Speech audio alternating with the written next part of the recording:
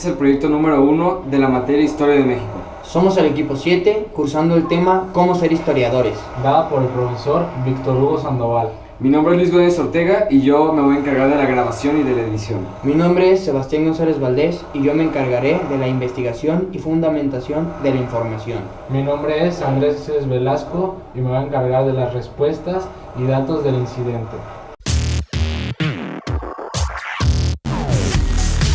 ¿Qué se trató este acontecimiento?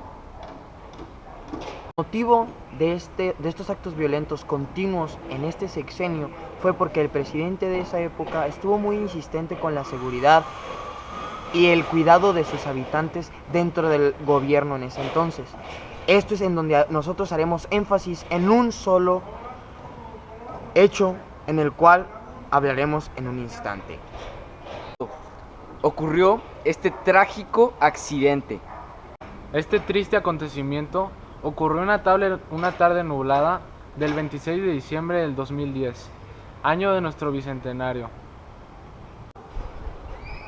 ¿Dónde ocurrió esta lamentable tragedia? Este acontecimiento ocurrió en el restaurante Casa Country en la zona dorada de Mazatlán, Sinaloa, México.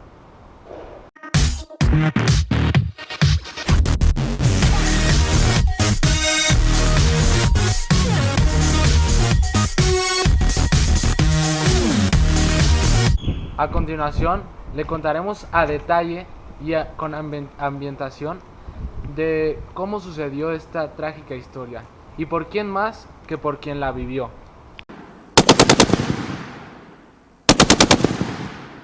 Era un 26 de diciembre del año 2010 cuando me encontraba en el restaurante llamado Casa Country. Me encontraba en la calle del estacionamiento cuando un par de camionetas salen a la avenida llamada Camarón Sábalo y es cuando el atentado comienza. 4 individuos comienzan a detonar disparos hacia 2 camionetas, una pick-up negra y una camioneta blanca.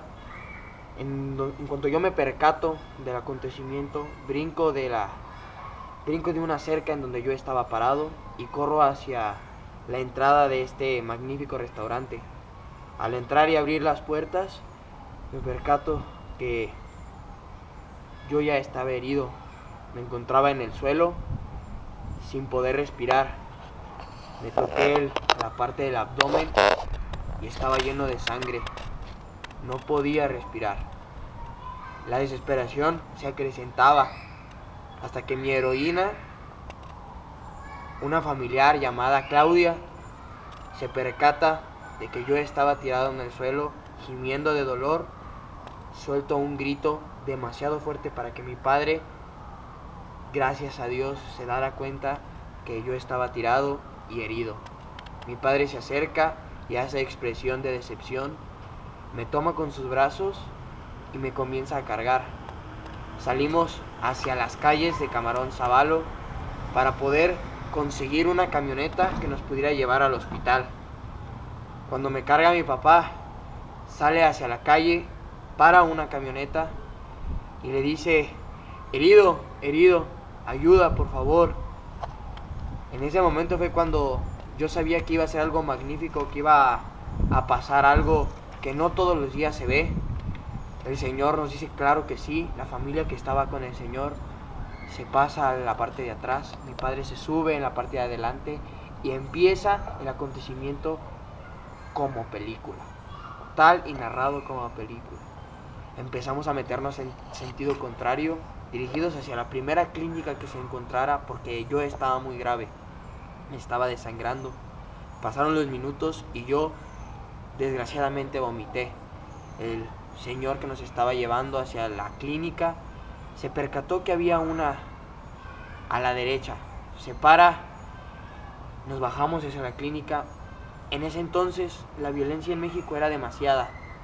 La enfermera encargada de esa clínica nos cierra las puertas y les pone seguro y nos dice que no, con la razón por la que en ese entonces los sicarios o atacantes del crimen organizado iban a rematar a sus víctimas a esas clínicas, ya que no tenían seguridad. Como les iba contando, Mi papá, al darse cuenta que no nos iban a dejar entrar, se vuelve a subir a la camioneta. Damos en reversa y empezamos otra vez nuestro pasaje hacia el otro hospital. Fue como un sueño porque una patrulla nos rebasa y nos empieza a hacer lugar, empieza a abrir el tráfico, empieza a abrir los carros y podemos pasar más libremente. Llegamos a un hospital famoso de Sinaloa, de Mazatlán, llamado Sharp, en donde mi papá se bajó y empezó a gritar con una histeria y una preocupación demasiado grande. Herido. Las enfermeras le indican el camino correcto hasta que me llevaron a una camilla. En esa camilla yo estaba acostado. Enfermeras y enfermeros me empezaron a retirar la ropa delicadamente y me empezaron a inyectar cosas, suero, vitaminas, tomarme la presión, mis pulsos vitales. Fue en realidad algo preocupante y sorprendente.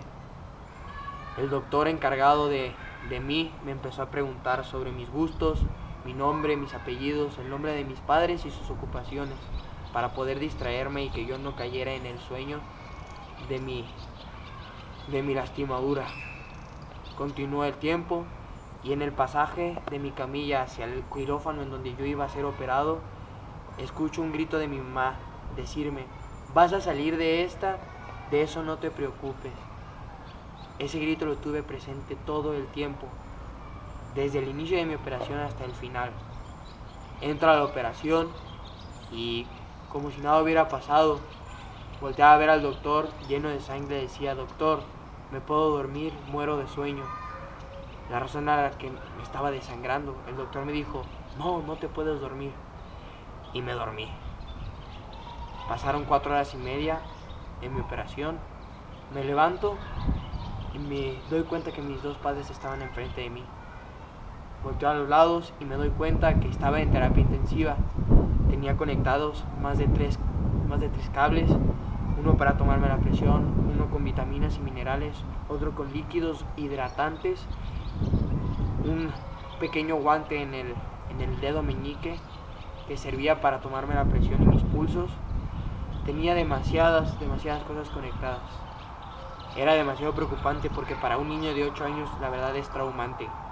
Mis padres me preguntan que cómo me encontraba y es cuando empiezan las explicaciones médicas y extramédicas. Yo llegué al hospital con un shock sanguíneo. ¿A qué me refiero?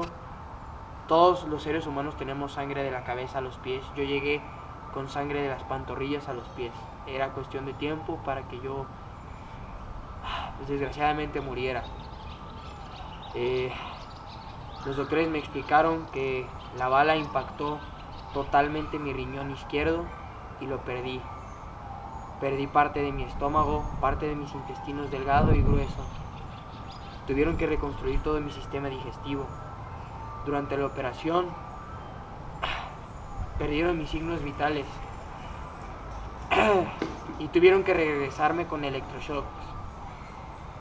Fue algo en realidad sorprendente que no es recomendable vivir.